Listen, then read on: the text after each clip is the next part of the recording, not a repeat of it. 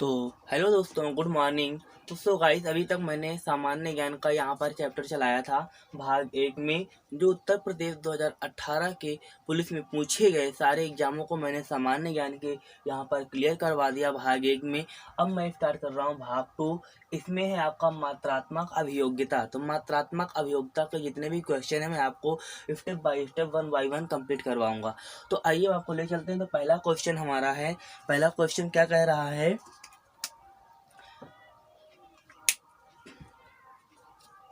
पहला क्वेश्चन हमारा कहता है कि 160 और 720 और 400 का मासापा क्या होगा। तो यहाँ पर आपके सामने 4 ऑप्शन दिए गए हैं। पहला है 20, दूसरा है 40, तीसरा है 80 और डी नंबर है, चौथा नंबर है 160। तो आपका जो राइट आंसर हो जाएगा वो हो जाएगा 80। जैसे 160 में डिवाइड करेंगे तो 720 का तो 4 बार डिवाइड हो जाएगा। इसके बाद हमारा आया 80 का डिवाइड करेंगे तो 2 बार में जाएगा, हमारा आ जाएगा 50। इसके बाद फिर 8 का डिवाइड करेंगे तो आ जाएगा हमारा 4।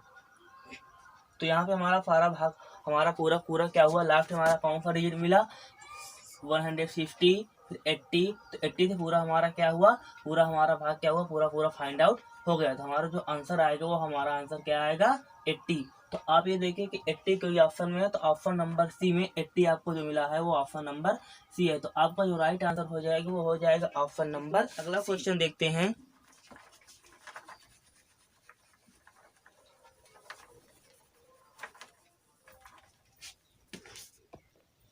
तो आपका दूसरा नंबर क्वेश्चन है। क्वेश्चन कह रहा है कि नीचे दी गई संख्याओं में से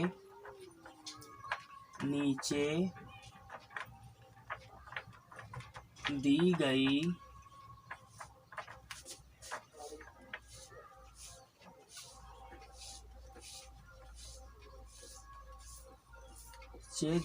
संख्याओं में से कौन सी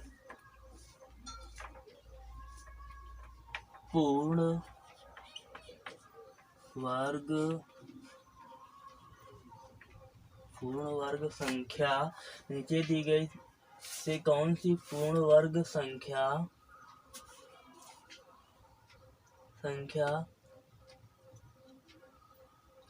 है या कौन सी पूर्ण संख्या नहीं है। सी पूर्ण वर्ग संख्या नहीं है। तो यहाँ पर आपके सामने ऑप्शन दिए गए हैं।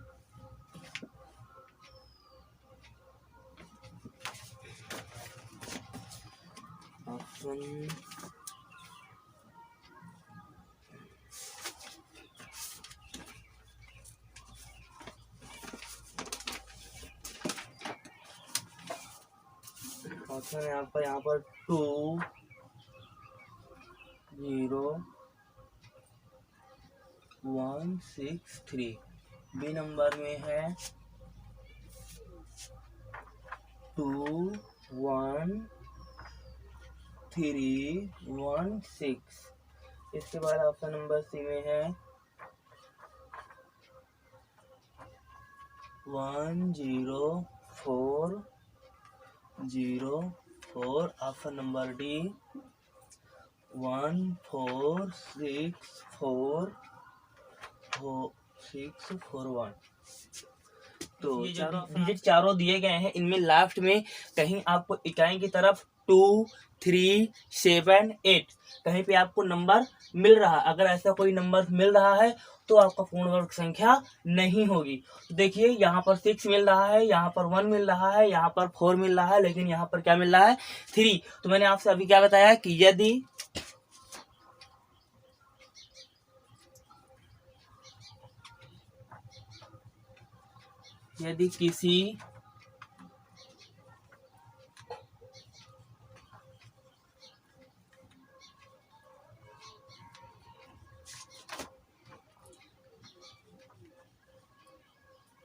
किसी संख्या के इकाई अंत में 2, 3, 7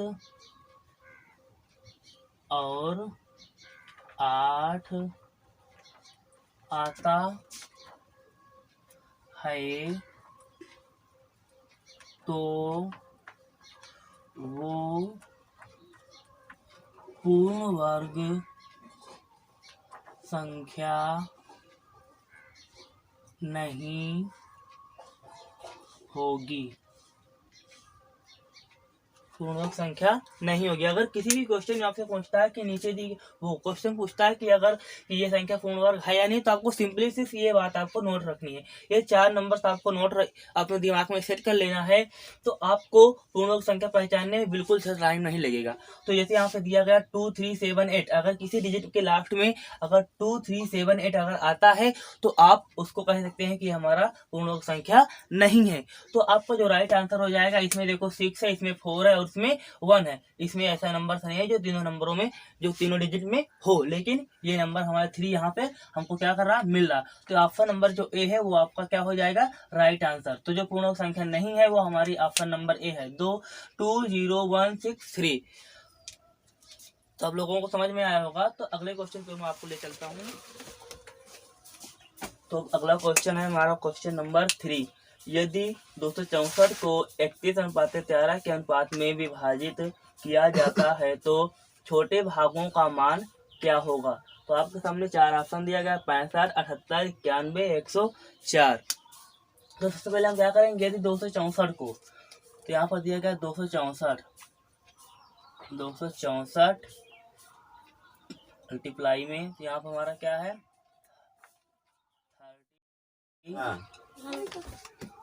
तो यहाँ पर 264 गुणे 13 5 31 13।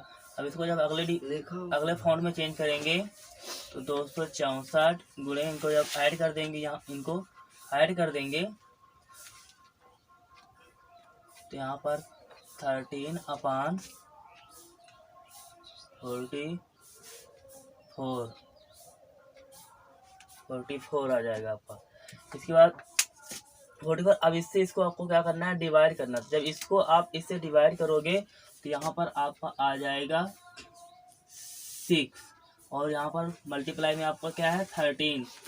तो 6 और 13 का जब आप मल्टीप्लाई करवाएंगे तो आपको क्या मिलेगा, 78। तो जो 78 है, तो आपको देखना है कि 78 इन ऑप्शनों में कहीं पे है कि नहीं। तो ऑप्शन नंबर बी में जो है आंसर, वो आपका ऑप्शन नंबर बी में मिल रहा है 78। तो आपका जो राइट आंसर हो जाएगा वो हो जाएगा ऑप्शन नंबर बी। सबसे पहले क्या करना है, 264 हमारा मल्टीप्लाई में करवा करके उसको 13/31 प्लस 13 लिखना है, और इसके बाद फिर अगले फॉन्ट में जब चेंज करेंगे, इन दोनों को ऐड करेंगे तो यहाँ पर हमारा आ जाएगा 44, और ये सेम दोनों अपने प्लेस पर रहेंगे। जैसे इसको इससे हम डिवाइड करेंगे, यहाँ पे आ जाएगा 6, और यहाँ पे मल्टीप्लाई हमारा 13 है, तो 6 और 13 का मल्टीप्लाई करवाएंगे तो आपको मिलेगा 78। तो आपका 78 जो है वो हो जाएगा राइट आंसर है। क्वेश्चन नंबर 4, किसी प्रवेश परीक्षा में अर्हता प्राप्त करने के लिए 72% अंकों की आवश्यकता होती है। यदि परीक्षा के अधिकतम अंक 650 हैं तो अर्हता प्राप्त अंकों के संदर्भ में कट ऑफ क्या है। यहाँ पर 4 ऑप्शन दिए गए हैं, 432, 450, 458, 486। तो आपको ऐसे कैसे पता चलेगा, तो यहाँ पर आपका परसेंट हो जाए 72%, और टोटल अंकों की संख्या कितनी है, 650 है। तो अर्हता प्राप्त करने के संदर्भ में कट ऑफ इनका क्या होगा। तो सबसे पहले आपको क्या करना है, यहाँ पर है आपका 605 इंटू आपका कितना है 72। तो इसमें आपको क्या करना है, 72%, इसमें आपको क्या करना है, 100 से आप इसको क्या करोगे, डिवाइड करोगे। तो जब हम इसको फाइंड आउट करेंगे, तो इसका इससे डिवाइड करेंगे, इसको मल्टीप्लाई करवाएंगे, तो यहाँ पर आपका आंसर मिलेगा जो हो जाएगा 468। तो 468 आपका ऑप्शन नंबर सी में मैच कर रहा है। तो आपका जो राइट आंसर हो जाएगा वो हो जाएगा ऑप्शन नंबर सी। सिंपल सा है, आपको कुछ नहीं करना है, सिर्फ 100 से इसमें 100 से डिवाइड कर देना और उसको मल्टीप्लाई करवा देना, आपका आंसर 468 आ जाएगा। इसके बाद अगला क्वेश्चन की ओर मैं आपको ले चलता हूँ। तो 5वां नंबर क्वेश्चन आपका क्या कह रहा है, 5वां नंबर क्वेश्चन कह रहा है कि ₹990 पर 5 वर्षों में 16% वार्षिक दर से अर्जित सामान्य ब्याज होगा। सामान्य ब्याज क्या होगा? यहाँ पर जो 4 ऑप्शन दिए गए हैं, कहता है कि ₹990 पर 5 वर्षों में 16% की जो वार्षिक दर से अर्जित होगा सामान्य ब्याज, वो हमें कितना प्राप्त होगा। तो हमें यहाँ पर क्या ज्ञात करना है? साधारण ब्याज। तो साधारण ब्याज का सबसे पहले आपको सूत्र आना चाहिए। साधारण ब्याज का सूत्र क्या होता है? साधारण ब्याज बराबर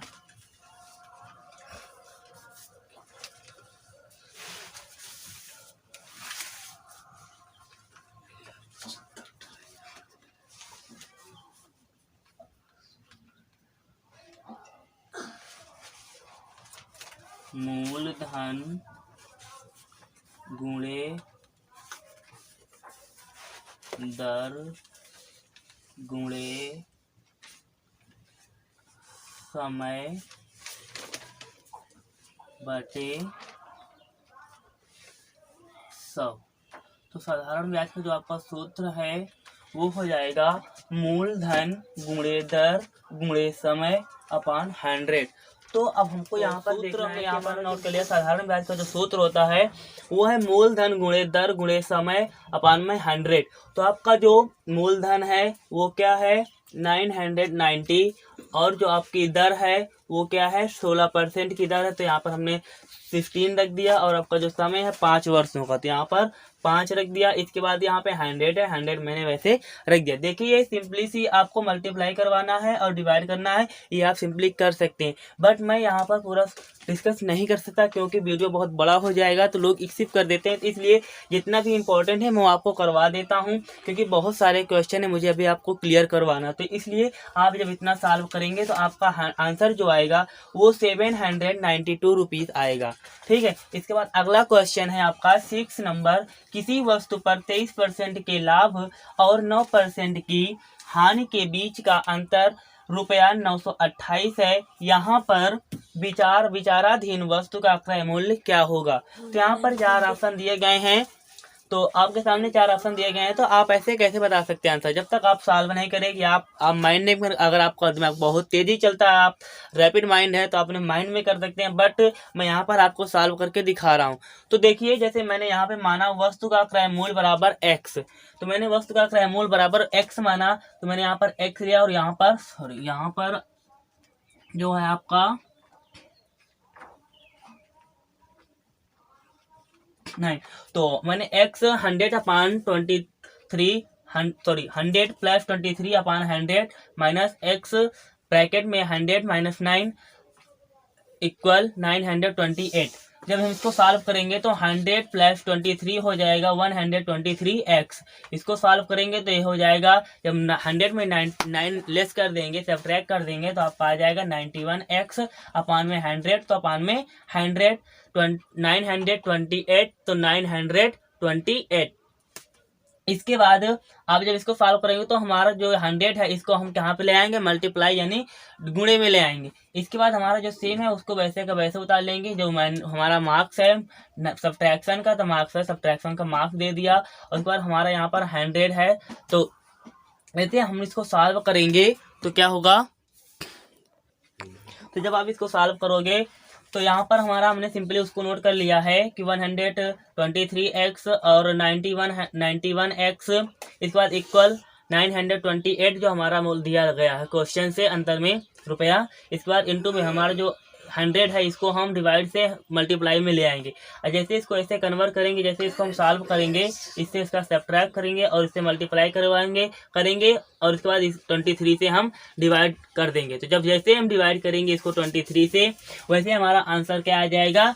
2900 आपका जो आंसर आएगा वो आएगा 2900। तो सो गाइस, आपको जो ऑप्शन आपके सामने है, तो ए में तो नहीं मिल रहा और बी में भी नहीं मिल रहा, सी में, तो आपका जो ऑप्शन नंबर हो जाएगा वो 2900 ऑप्शन नंबर सी में मिल रहा है। तो आपका जो राइट आंसर हो जाएगा वो हो जाएगा ऑप्शन नंबर सी। अगर फिर भी किसी को कोई डाउट्स है तो आप मुझे कमेंट कर करके पूछ सकते हैं, मैं आपको डाउट क्लियर कर दूंगा। बाकी मल्टीप्लाई करवाना है और डिवाइड करना है, इसमें कोई बड़ी बात नहीं है, आप कर सकते हो।